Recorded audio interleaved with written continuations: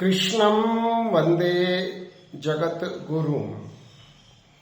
I pray to the Guru of the universe. Krishnam academy की ओर से Gita study की series में आज 8वें अध्याय से 8वां श्लोक है. श्लोक है अभ्यास योग युक्तेन चेतसा न अन्य गामीना परमं पुरुषम दिव्यम याति Partha अनुचिंतयन.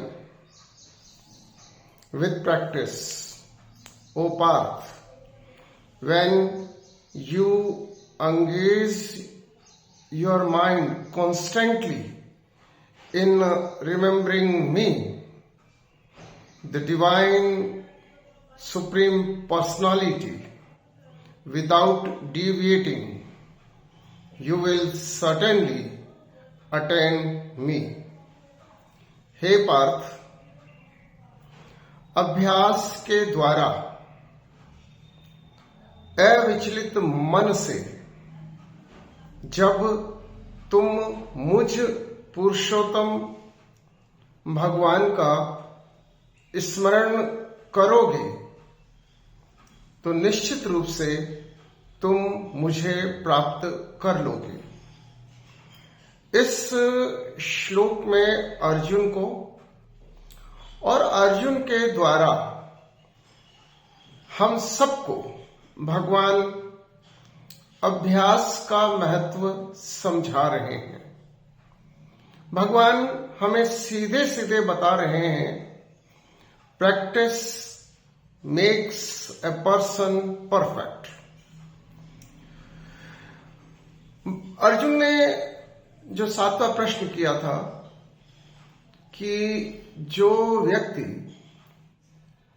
At the moment of death भगवान का स्मरण करता है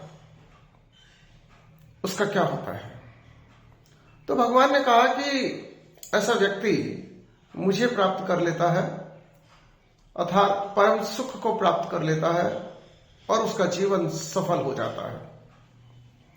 परंतु भगवान ने यह भी बताया कि अंतिम समय में कोई व्यक्ति मेरा स्मरण करे यह तभी संभव है जब वह पूरे जीवन में निरंतर मेरा स्मरण करता रहे. ऐसा नहीं हो सकता कि अंतिम समय में वह स्मरण कर पाएगा, क्योंकि अंतिम समय में at the moment of death भगवान ने बताया है कि हर व्यक्ति अपने स्वाभाविक रूप में होता है, यानी कि पूरे जीवन में जो उसने संचित किया होता है, पूरे जीवन में जो उसके रिपीटेड एक्शंस होते हैं, क्योंकि जो रिपीटेड एक्शंस हैं वो आदतें बन जाती है और व्यक्ति अपने स्वाभाविक आदत में होता है जब व्यक्ति मर रहा होता है. तो यदि उसने पूरे जीवन में निरंतर भगवान का स्मरण किया हो तभी व्यक्ति अंतिम समय में भगवान का स्मरण कर सकता है और भगवान को प्राप्त कर सकता है. इस श्लोक में भगवान ने अभ्यास योग युक्तेन की बात कही है. हम इस को बहुत अच्छे से समझें. बिना अभ्यास के सिद्धि प्राप्त नहीं हो सकती. और अभ्यास क्या है? What is a practice? Repeating of the same action is practice. एक ही काम को बार बार करने से सिद्धि प्राप्त हो जाती है. उसमें कुशलता प्राप्त हो जाती है। जैसे हम भाषा के बारे में कहते हैं, language is a habit forming subject. जब तक आप किसी भी भाषा को बोलने का, लिखने का, समझने का, पढ़ने का अभ्यास नहीं करेंगे, तब तक आप उस भाषा में महारत हासिल नहीं कर सकते, धारा प्रवाह नहीं हो सकते, फ्लुएंट नहीं हो सकते। किसी भी लैंग्वेज में फ्लुएंसी लाने के लिए आपको उसका निरंतर अभ्यास करना होगा, कांस्टेंट प्रैक्टिस। और इसलिए इस श्लोक में भगवान ने बताया है कि सांसारिक कर्म करते हुए भी यदि व्यक्ति अपने मन के द्वारा, अपनी बुद्धि के द्वारा निरंतर भगवान का अभ्यास करता है, तो वह अंतिम समय में भी भगवान का स्मरण कर पाएगा। और इसके लिए बहुत जरूरी है कि surrendering the mind and intellectual to the supreme, कि हम अपने मन और अपनी बुद्धि को भगवान को समर्पित कर दें। और ऐसा अभ्यास योग के द्वारा संभव है। अभ्यास योग युक्तेन चेतसा न अन्य गामीना। हम श्लोक की इस प्रथम पंक्ति को ठीक से समझेंगे तो हमें समझ में आएगा कि निरंतर अभ्यास, कांस्टेंट प्रैक्टिस से ही हम अपने मन को विचलित होने से बचा सकते हैं। मन के जीते जीत है और मन के हारे हार। और मन को कंट्रोल करना, मन को नियंत्रण में लाना अत्यंत दुष्कर कार्य है। भगवान ने स्वयं कहा है कि मन में, एनालॉजी देकर समझाते हुए भगवान ने कहा है कि मन में 100 हाथियों का बल होता है and it is almost impossible to control. बहुत मुश्किल है। परंतु साथ ही भगवान ने यह भी बताया है, अभ्यास योग युक्तेन चेतसा न अन्य गामी न। यदि आप यानी कि निरंतर अभ्यास के द्वारा, योग के द्वारा निश्चित रूप से मन को नियंत्रित किया जा सकता है, मन को जीता जा सकता है। और इसके लिए जरूरी है कि हम अपनी बुद्धि को ये कन्विंस करें कि ये ठीक है और ये गलत है। और जैसे ही हम कन्विंस हो जाते हैं, हमारे लिए बुद्धि के द्वारा मन को नियंत्रण में करना आसान हो जाएगा। It will be easy.